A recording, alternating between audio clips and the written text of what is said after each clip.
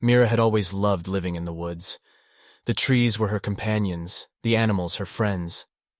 She had grown up in a cozy cabin, surrounded by nature and the peace it brought. But that peace was about to be shattered. One day, as Mira was gathering berries in the forest, she heard footsteps approaching. She turned around to see men with guns walking towards her, their faces twisted in anger. She recognized one of them as her own brother, Zeke.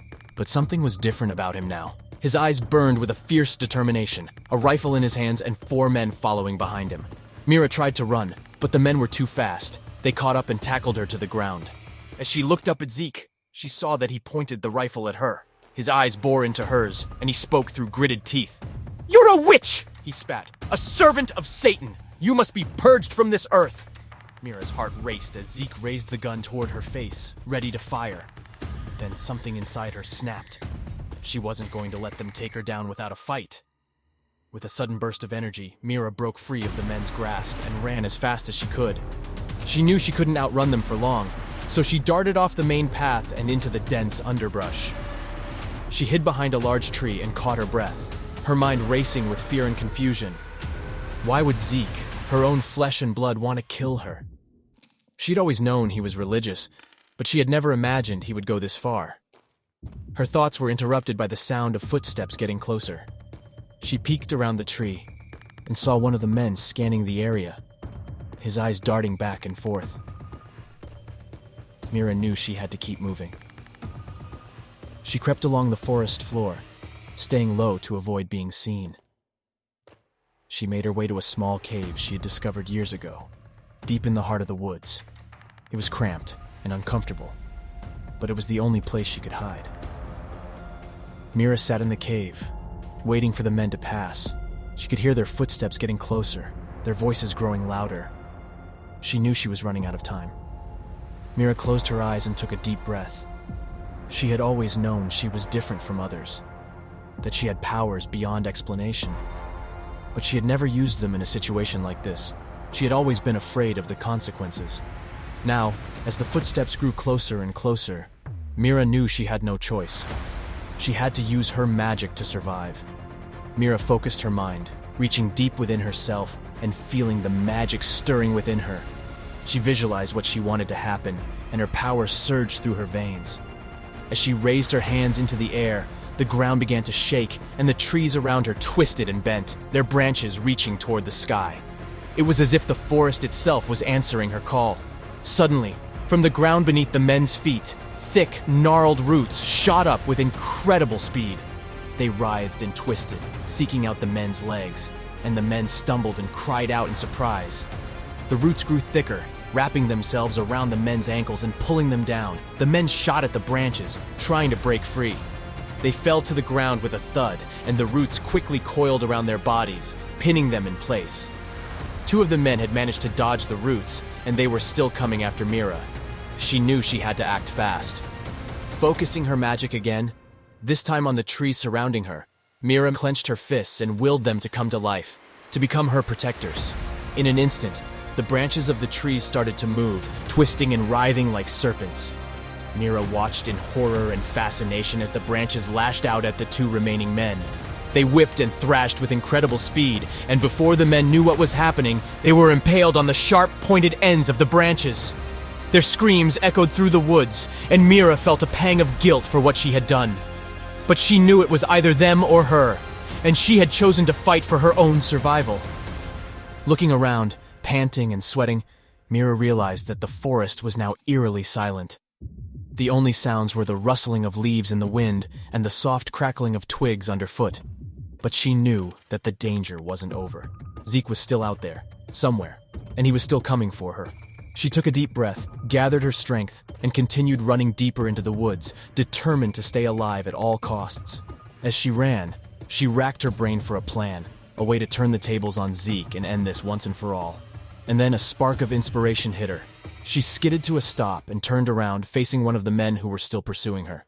Focusing her magic once again, she placed her palms together and she willed him to look like her, to take on her appearance in every detail. The man's features shifted and blurred, and then, in an instant, he became an exact replica of Mira herself. Mira watched from behind a thick bush as Zeke spotted the false Mira and ran after her. Zeke stopped, aimed his rifle, took a deep breath, and fired, hitting the false Mira in the leg. Zeke ran over to the body. "Witch!" he shouted. "I've hated you for so long. I've blamed you for so much. With this blade, I will set you free," he said to her, as he lunged at her with his knife, plunging it deep into her chest. The false Mira let out a blood-curdling scream as she took her final breath. Zeke stood over the body of the false Mira, feeling a sense of relief and accomplishment. But then, as he took a closer look at the face of the dead woman, a sense of horror and disbelief washed over him. Tears streamed down his face as he realized what he had done. All the anger and hatred he had felt towards Mira dissipated in an instant, replaced by a crushing sense of guilt and remorse. He had killed his own flesh and blood, the only family he had left. Mira watched her brother weep for her. She felt confused. She knew Zeke hated what Mira had become, following in her grandmother's footsteps, learning all she could from the various old books that were passed down to her. Zeke, on the other hand, followed in the footsteps of his stepfather, a religious zealot, hell-bent on eliminating all who follow the teachings of Wicca. Mira wanted to approach her brother, embrace him, and help him heal from what pained him. A militant life full of hatred and intolerance was no way for a child to grow up. Before Mira could take her first step toward her brother, the final gunman knocked her out with the butt of his rifle. Mira opened her eyes to darkness, a blindfold over her eyes. She tried to move, but found that her hands were bound behind her. Panic seized her as she realized that the final man had caught her and tied her up. "Gotcha, witch!" he snarled, grabbing her by the hair and yanking her head back. "Now it's time to make you pay." Mira gritted her teeth, refusing to give him the satisfaction of seeing her scared. The man picked her up and began dragging her towards the clearing where Zeke was waiting. Mira's captor shoved her to the ground, his boot grinding into her back. Zeke was still standing over the body of false Mira, a look of horror etched on his face. "Here she is, just like you wanted," the henchman sneered as he took off Mira's blindfold. Zeke looked up, his eyes meeting Mira's, and then he let out a cry of disbelief. "This isn't her!" he said, gesturing to the body. The dead body began to shift back to its normal form, its face and body changing from Mira's, back to one of Zeke's henchmen. Zeke picked up his rifle and chambered around. "Please, brother, you don't have to do this. We are of the same flesh and blood," Mira exclaimed. Zeke aimed his rifle at her face. A final tear rolled down his cheek. "We are not the same," Zeke responded. The henchman, still holding Mira by the hair, yells, "Kill her! Kill her now! Just like your father commanded!" Zeke's hand begins to tremble. "Do it! Or are you as weak as your father says?" the henchman continues. Zeke places his finger on the trigger and begins to squeeze. Staring deep into the eyes of his sister, more tears roll down his face. The henchman reaches for a knife on his belt and yells, "I knew you were too cowardly to do the job. To cleanse this world of evil, I will kill this demon just like I did her grandmother." Mira tries to cast a spell, but with her hands bound behind her, there is nothing she can do. The knife blade reaches Mira's throat as she looks into the eyes of the henchman. "Say hello to your grandmother for me in hell," the henchman says with a grin. Mira lets out a final plea. "Zeke!" she yells. A loud blast echoes in the forest. Mira opens her eyes and sees the henchman fall to the floor, a fresh bullet hole on his forehead. She looks back at Zeke, his eyes red with rage. He drops his rifle to the floor.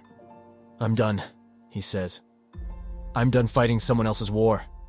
Zeke walks over to Mira and unties her. "We have to leave this place. Father will just send more men after you. After me," Zeke explains. "I'm not afraid. With you by my side, we can do anything. I will teach you, I will heal you, little brother," Mira says softly as she embraces her brother for the first time in a long time.